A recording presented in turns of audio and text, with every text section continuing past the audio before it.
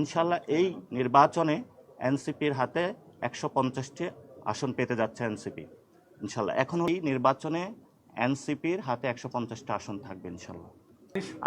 আমরা 300 আসনে প্রার্থী দিব ইনশাল্লাহ, এবং আমরা সেখানে বলেছিলাম যে আমরা 300 আসনে জয়ের জন্য আমরা প্রচেষ্টা করব, কিন্তু when it comes to the practical আমরা সেখানে বলেছিলাম যে আমাদের 150টা আসন আমাদের উইন করার এবং একদম কনফার্ম এরকম জিতার মতন সিচুয়েশনে আছে, কিন্তু আমরা 300 আসনে প্রার্থী দিব এবং 300 আসনে জয়ের জন্যই লড়বে ইনশাল্লাহ। তাহলে বিএনপি কয়টা পাবে, জামাত কয়টা পাবে? বিএনপি কয়টা পাবে, জামাত কয়টা পাবে ওইটা তো আমি বলতে পারবো না, এটা যারা ভোট দেবে তারা হলো ডিসাইড করতে পারবে।